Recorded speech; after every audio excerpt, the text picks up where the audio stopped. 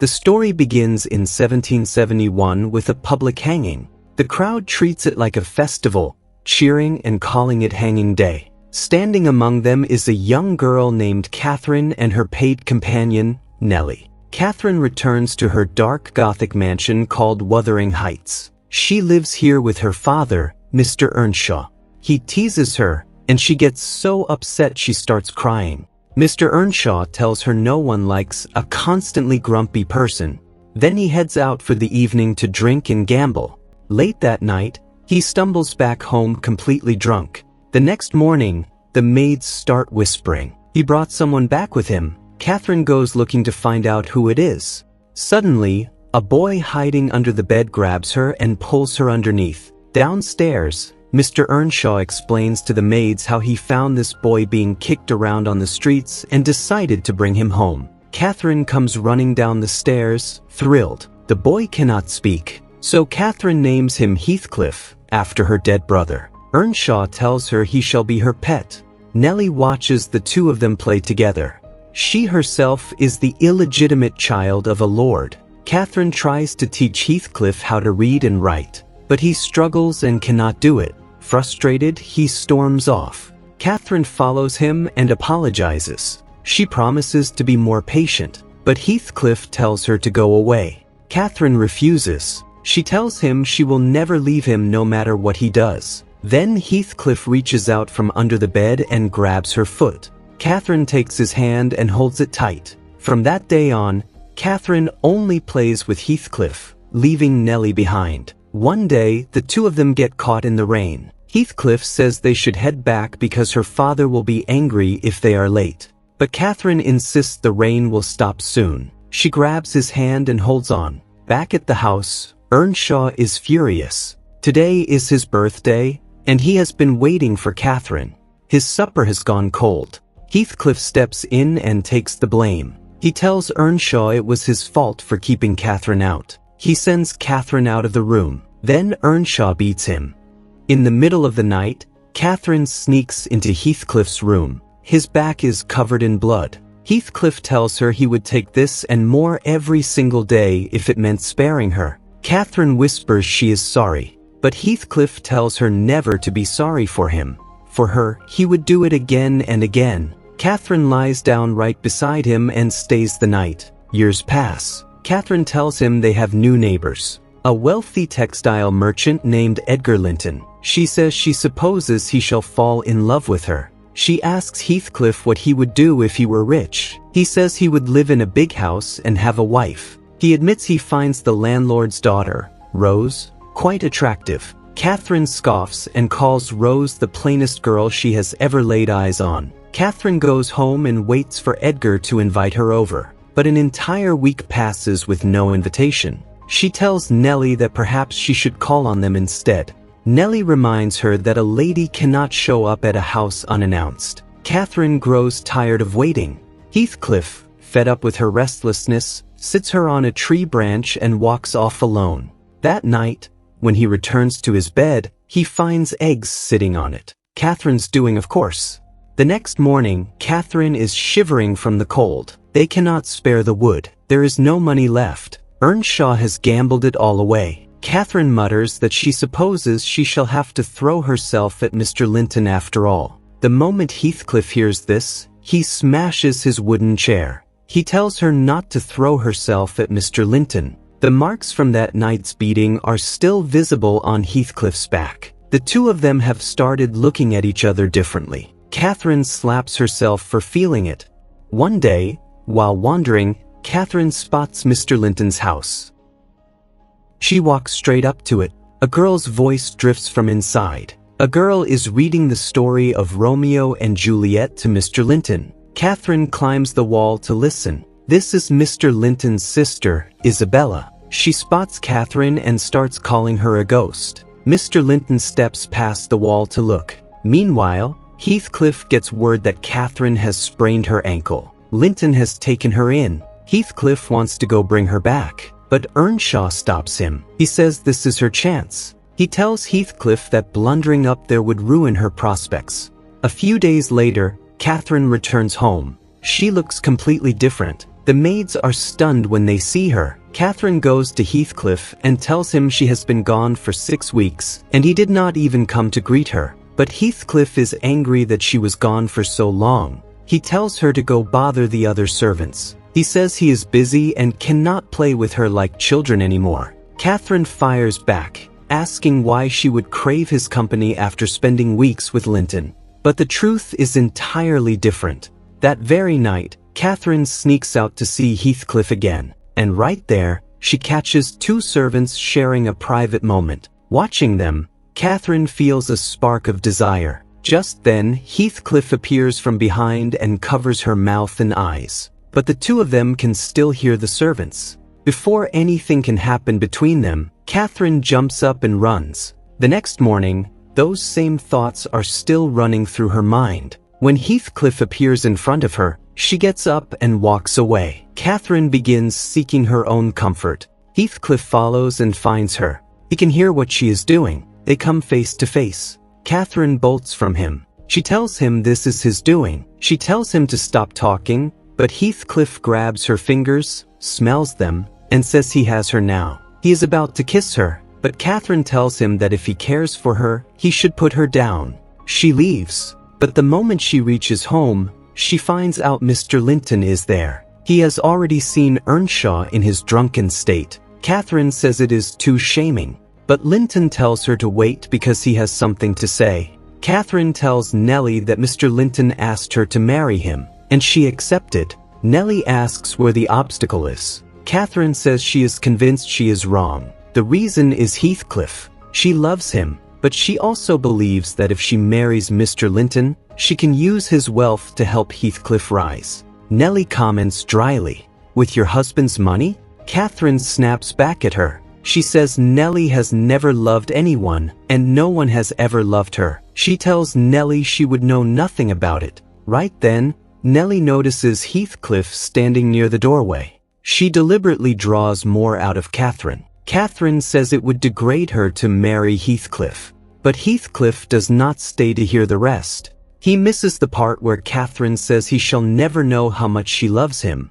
Heathcliff leaves without hearing the full truth. The very next day, Catherine rushes to Linton's house to call off the wedding, but she learns that Heathcliff has already left. Catherine decides to wait for him. She tells herself he is just trying to vex her, but Heathcliff never comes back, and Catherine marries Mr. Linton. But her heart never beats for Mr. Linton. She is not happy in the lavish life he gives her. Linton even builds her a bedroom in the color of her face. But not even a smile crosses Catherine's lips. Catherine tries talking to Nellie about it, but Nellie tells her there is nothing to complain about. She says they are too comfortable. The necklace is too big. This is good.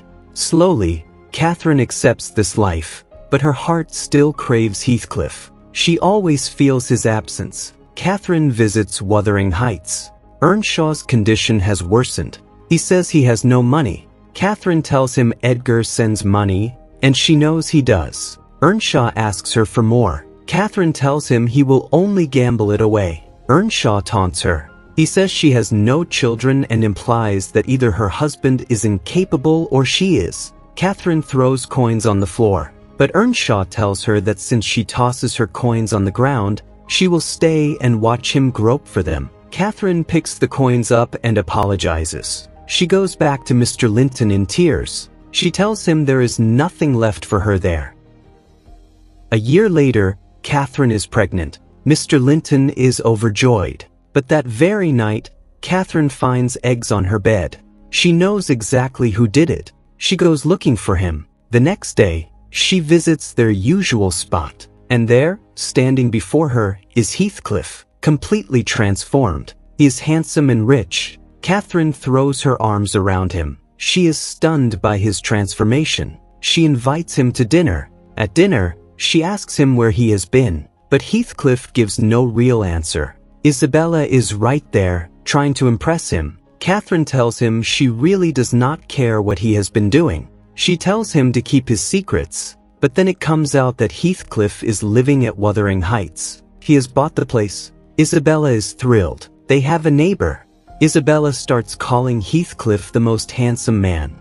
Catherine warns her that he would devour her. She says he is rough, wild, and has a wicked temper. Isabella calls Catherine a dog in the manger. Catherine tells her she was only trying to save her from humiliation. She tells Isabella to go ahead and pursue him by all means. Isabella, in a fit of anger, smashes Catherine's doll. Heathcliff learns that Isabella is completely besotted with him. He remarks that she is pretty and rich. Catherine calls Isabella out from behind the door and tells her to come inside. She stands her right in front of Heathcliff and declares she will not be named a dog in the manger again. She tells Isabella to have him to herself, but Isabella turns and leaves. Heathcliff tells Catherine she is a dog in the manger. Catherine fires back and tells him to leave Isabella alone. Heathcliff says she has no right to object. He reminds her he is not her husband. Catherine tells him to back off. She reminds him she has been nothing but kind since he returned. She never once blamed him for disappearing. For years, she did not even know if he was alive or dead. She asks him what exactly she did wrong. Heathcliff tells her she knew he loved her and she threw it away. She treated him like he was nothing. He warns her that if she thinks she can marry Linton and get away with it, she is wrong. He says there is no peace between them. He thanks her for revealing Isabella's secret, and he swears he is going to use it. Catherine, pretending like none of it matters, tells him to go ahead. Kiss her. Marry her. She says she could not care less. Catherine goes to Linton and tells him she does not think they should receive Heathcliff anymore. Over at Wuthering Heights, Earnshaw approaches Heathcliff. He says even after all this, it is still not enough for her. Heathcliff is still her pet. The next day, Catherine rushes to Wuthering Heights. Her father is dead. She holds his hand and cries. Then she kicks him. Catherine walks out into the rain. Heathcliff tries to stop her. He tells her she is cold and will catch her death. Catherine tells him it will be his fault. Heathcliff picks her up and carries her to shelter. He puts his coat over her. This is the same spot where they stood in the rain as children. Catherine asks him why he left her. Heathcliff tells her he heard her that day. She said it would degrade her to marry him. Catherine tells him no. He did not hear all of it. She said that she loved him. Heathcliff fires back. He says if she loved him, then what right did she have to leave him for the poor fancy she felt for Linton? He says no one could have separated them. She did it of her own will. Heathcliff tells her to kiss him again and let them both be damned. After that, Earnshaw's funeral takes place. Catherine's large necklace gets off her neck. And so begins their secret meetings. Heathcliff does not know Catherine is pregnant. Catherine tries to put a stop to it. She tells herself this cannot go on. But in the end, she is the one who asks, "Tomorrow when?" One day, lying beside Heathcliff, Catherine tells him she was going to cancel the wedding the very next day. She wishes she had known he was listening. Heathcliff tells her that Nellie saw him standing there. Catherine goes to Nellie and tells her to find another position. She says Nellie knew Heathcliff was listening and did not tell her. She orders Nellie to go to Mr. Linton and tell him she has found a new place, and she will leave. Nellie goes to Mr. Linton. The very next day, Linton forbids Catherine from seeing Heathcliff. He tells her it would be most distressing if anyone mistook her natural good-heartedness for something untoward. One night, something hits Catherine's window. She tells Linton the swallows get lost when the wind changes. She says she will see to it. She slips outside and meets Heathcliff. From inside, Mr. Linton starts calling for her. He steps out and tells her their son will not like the cold.